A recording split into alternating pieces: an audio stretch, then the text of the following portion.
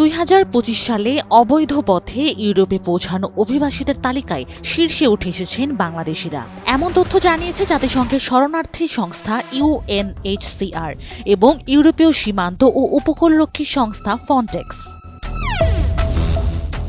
সংস্থাগুলোর সর্বশেষ অনুসন্ধান অনুযায়ী 2025 সালে ইউরোপের বহিঃসীমান্তে যেসব জাতীয়তার অভিবাসী সবচেয়ে বেশি শনাক্ত হয়েছেন তাদের মধ্যে বাংলাদেশিরা প্রথম স্থানে রয়েছেন।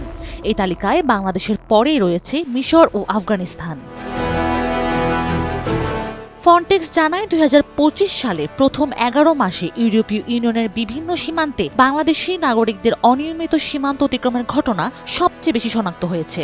সীমান্ত নজরদারি ও নিয়ন্ত্রণ জোরদার করা হলেও বাংলাদেশিদের ইউরোপমুখী অনিয়মিত অভিবাসনের প্রবণতা অব্যাহত রয়েছে। একই চিত্র উঠে এসেছে UNHCR এর পরিসংখ্যানেও। ফ্রন্টেক্সের তথ্য অনুযায়ী ইউরোপে পৌঁছাতে বাংলাদেশিরা মূলত সেন্ট্রাল ভূমধ্যসাগর রুট ব্যবহার করছেন। বিশেষ করে লিবিয়া হয়ে ইতালির উপকূল এবং গ্রিসের বিভিন্ন দ্বীপে পৌঁছানোর প্রবণতা বেশি দেখা যাচ্ছে। এমনকি লিবিয়া ভিত্তিক মানব পাচার নেটওয়ার্কের মাধ্যমেই বেশিরভাগ বাংলাদেশি এই ঝুঁকিপূর্ণ সমুদ্র পথে যাত্রা করছেন। 2025 সালে এসে এই সংখ্যা আরও বৃদ্ধি পেয়েছে। তবে প্রশ্ন থেকে যায়, এত নিষেধাজ্ঞা ও বিপদ সত্ত্বেও কেন অনিয়মিত অভিবাসন ঠেকানো যাচ্ছে না? ফ্রন্টেক্স বলছে এর পিছনে রয়েছে একাধিক কাঠামোগত কারণ। এর মধ্যে প্রধান হলো অর্থনৈতিক চাপ, কর্মসংস্থানের সংকট এবং বিদেশে ভালো আয়ের প্রত্যাশা।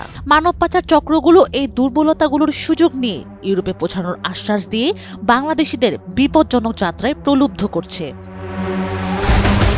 ফ্রন্টেক্সের মতে বাংলাদেশ থেকে অনিয়মিত অভিবাসনের ক্ষেত্রে অর্থনৈতিক বাস্তবতাই সবচেয়ে বড় চালিকা শক্তি। কর্মসংস্থানের সীমাবদ্ধতা ও আয় বৃদ্ধির সুযোগের অভাব অনেককে ঝুঁকিপূর্ণ পথে ইউরোপে যাওয়ার সিদ্ধান্ত নিতে বাধ্য করছে।